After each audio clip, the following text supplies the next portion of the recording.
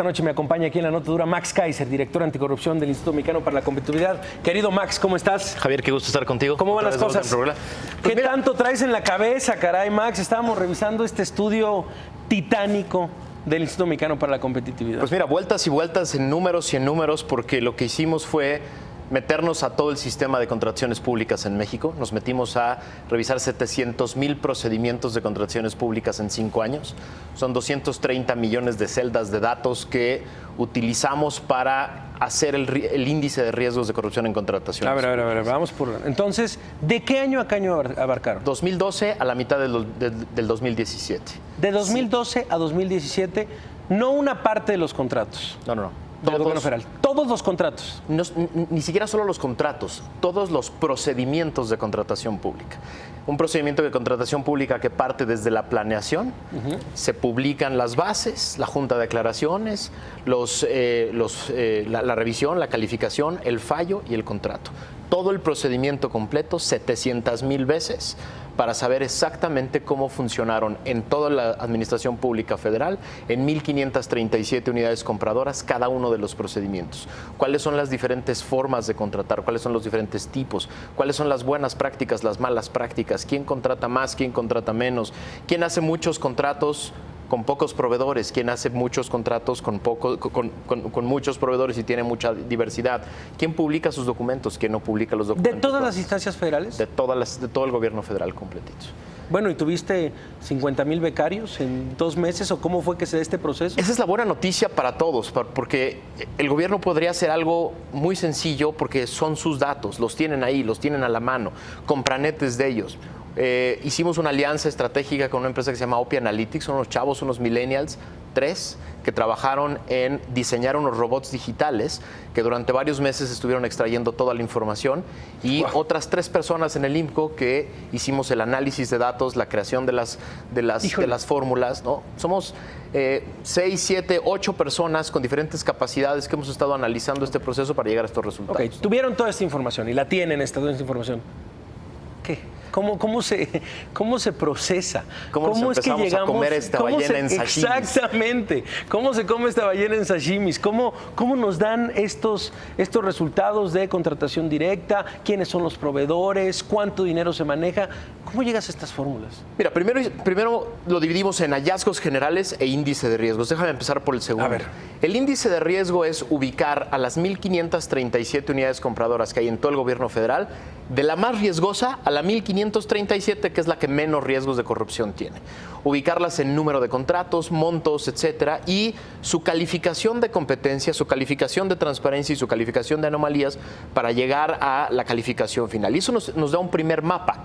Tenemos un mapa completo del gobierno federal y podemos acercarnos, por ejemplo, la Comisión Federal de Electricidad tiene a 91 de las 500 unidades más riesgosas de todo el gobierno federal. Entonces nos podemos acercar a la Comisión Federal y decirle, mira, estas son las 91 y aquí es donde se concentra el gasto y aquí es donde están los más altos riesgos. Y los problemas son en esta de competencia, en esta de transparencia, en esta de anomalías, en esta de no respetar los procedimientos.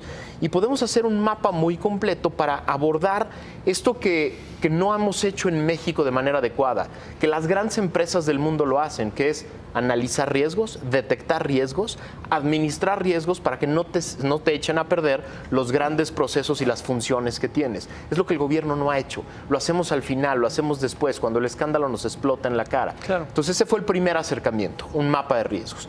El segundo son los hallazgos generales, ya presentaste algunos. Esta idea de que 7 de cada 10 contratos se hacen por adjudicación directa. ¿Por qué estaría mal eso? Porque la práctica internacional ha probado 1 y 1000 veces que la licitación pública, la competencia, promueve no solo controles entre los mismos proveedores, sino que genera mejores alternativas para el Estado.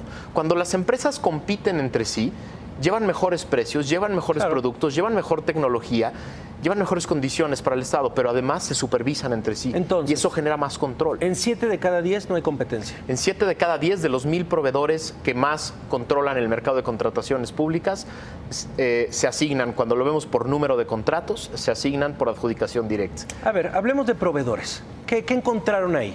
Encontramos una cosa que debe ser preocupante. A ver. 30 proveedores, solo 30 proveedores, tienen el control, que es el 0.02% de todos los proveedores registrados en Compranet. 30 proveedores tienen el 20% de todo el mercado de contrataciones públicas en México. Eso es una locura. Es una locura. 30 proveedores, 30 que equivalen proveedores. al 0.02% de todos los registrados. Tienen el 20% del pastel. De todo el pastel completo de contrataciones públicas, que lo que nosotros revisamos en este periodo fue 2.3 billones de pesos. 2.3 billones en 5 años. Exactamente. Okay. Y estos 30 proveedores tienen 20% de todo este paquete. Es una locura. Es una locura. ¿Qué otra cosa que nos preocupó? Esto que le llamamos el cambio de proveedores por el cambio de sexenio. Encontramos que si agarramos a los 100 proveedores que más contratos obtuvieron en términos de monto, que más dinero obtuvieron en estos 5 años, y buscábamos a los 100 proveedores de 2012, ellos controlaban el 43% de todo este mercado gigantesco. Esos proveedores fueron perdiendo mercado con el cambio de sexenio hasta llegar solo al 20%. Y en cambio, los 100 proveedores que hoy controlan el 51% de todo el mercado, solo tenían el 16% cuando empezaron en 2002. ¿Qué explicación le das, Max? Pues mira, la explicación no puede ser otra más que en México las relaciones personales siguen siendo el elemento definitorio de las contrataciones públicas. No puede haber otra explicación. Si lo viéramos por dependencia o por unidad, por ejemplo, si una Secretaría de Estado o una entidad, por ejemplo el ISSSTE, me dijera, es que cambió todo el mercado de medicinas, es que cambió toda la tecnología, a lo mejor sería explicable que de pronto en esa dependencia en específico cambiara todo el mercado de proveedores, ¿no? Pero en el mercado completo de contrataciones públicas de todo el gobierno federal no se explica. Abren una caja de Pandora ustedes con este estudio. Eso es lo que esperamos. Lo que esperamos es justo eso, abrir una conversación gigante sobre un tema que nadie quería ver. Y nadie lo quería ver porque si haces memoria de los últimos 10 años, todos los escándalos más importantes que hemos tenido en México de corrupción, todos tienen que ver con contrataciones públicas. Sí. Odebrecht, OHL, la estafa maestra. Prácticamente todo lo que hizo Duarte lo hizo a través de temas de contrataciones públicas. Cualquiera de los dos Duartes que me digas, lo hicieron a través del tema de contrataciones públicas. ¿Y qué es lo que no queríamos ver? Lo que no queríamos ver es que ahí están los montos gigantescos, los miles de contratos. Y en efecto no se van a los grandes contratos, porque esos están muy revisados, está por instancias internacionales. Se van a los contratos medianos, que son miles. Y como nadie había hecho un ejercicio agregado, pues ahí están escondidos los miles de contratos. Y a ver, decirle a tu público, mediano quiere decir 200 millones, 300 millones, etcétera. Sí, no es cosa menor. No es cosa menor, y de esos hay miles. Entonces, lo que se abre, y eso es tal vez lo más relevante, por supuesto, esto que presentan son grandes conclusiones de lo que ustedes pudieron ir sacando, pero lo que se abre es una verdadera temporada de caza, por lo menos para el periodismo nacional, de revisar las empresas, por ejemplo, de estas 30 empresas que representan el 20% de todo el pastel. ¿Qué tal lo están haciendo? Igual nos encontramos con son 30 empresas impecables, 30 empresas que han hecho bien el trabajo, pero es lo que se necesita, o sea, saber y evaluar, por ejemplo, en este caso estas 30 empresas, revisar, por ejemplo, esta hipótesis del compadrazgo, la cual suena muy lógico, pero pasarla, por supuesto, a datos. Vaya, es un ejercicio que te lo preguntaría, ¿serviría para adelantar o para saber, por ejemplo, cómo suceden las cosas en Estados Unidos? En Estados Unidos sé que se hace esto desde hace décadas y es súper regulado. Esta es la primera vez que tenemos un acercamiento como el que ustedes están presentando. Nunca se nos había ocurrido tener la totalidad de los contratos. ¿Por qué? Pues porque es complicado y porque lo hacían difícil. Con esto, ¿en dónde pones a México o en dónde se pone a México en el tema de la transparencia, por ejemplo? Nos ponemos en un gran punto de salida, porque si hoy tenemos la calificación de las 1.537 unidades, lo que esperamos es que ellas se acerquen a nosotros y nos digan en qué estoy mal. Algunas no lo harán, algunas repelarán, pero el chiste es que esto sea un índice que se publique cada año. Y va a ser entonces la primera vez, como se hace en Europa y como se hace en Estados Unidos y en otros lugares desarrollados del mundo, va a ser la primera vez que vamos a poder medir si se fueron para abajo o se fueron para arriba, si mejoraron o no mejoraron, si generaron buenas prácticas o siguen haciendo lo mismo, ¿no? Eso es un primer acercamiento. Y el otro, lo que dices, es la parte más importante. Desde ayer está toda la base de datos, toda completa, a disposición del público. Tanto los 700,000 contratos... O sea, yo puedo revisar desde mi computadora estas 30 empresas, por ejemplo. Todo está ahí a la mano.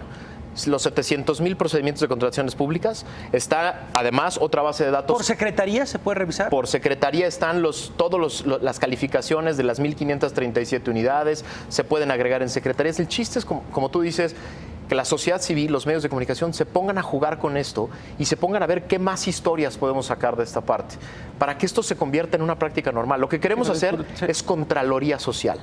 La Contraloría Social es el futuro de México. Es decir, si la ciudadanía, los medios como tú y las organizaciones de la sociedad civil preocupada por este tema se empieza a preocupar por hacer Contraloría Social, les vamos a hacer mucho más difícil la chamba a los corruptos. Esa es la idea. Contraloría Social. Nos quedamos con esto, Max. De verdad, súper interesante el trabajo del Instituto Mexicano para la Competitividad, un trabajo de verdad que aporta mucho a la transparencia, que da un golpe en la mesa en el tema de revisar los contratos, de saber también y por lo menos, pues sí, ponerlos a temblar en algunos asuntos al gobierno federal. Que duerman menos tranquilos. Por lo menos. ¿Se puede hacer esto a nivel estatal? Sé que es un poco más difícil. Ahorita todavía no, pero esa es la idea. Esta es la presión. Porque el problema es que en los estados las licitaciones se siguen haciendo a la antigüita, como si fuera el siglo XIX. Se hacen en papel, se hacen en expedientes, se hacen presenciales, ¿no? Y lo que queremos provocar es que empiecen a hacerse a través de plataformas digitales, para que podamos hacer una medición parecida a esta. Este ejercicio lo que pretende es provocar todas esas conversaciones, provocar la conversación de cambiar la ley de obra, de cambiar la ley de adquisiciones, buenísimo, de convertirlas en leyes generales que vayan a toda la República, que ya no tengamos diferentes regímenes. Esas son las conversaciones que queremos iniciar con esto. Max Kaiser, una felicitación a tu equipo, por supuesto, a esos 3 millennials que apoyaron, a estos 2 otros más del IMCO que también estuvieron por ahí. Extraordinario trabajo, de verdad lo vamos a retomar y tienes micrófono abierto para cuando lo necesiten. Gracias, Max Kaiser, director de Anticorrupción. Gracias por la invitación. Gracias por estar por acá.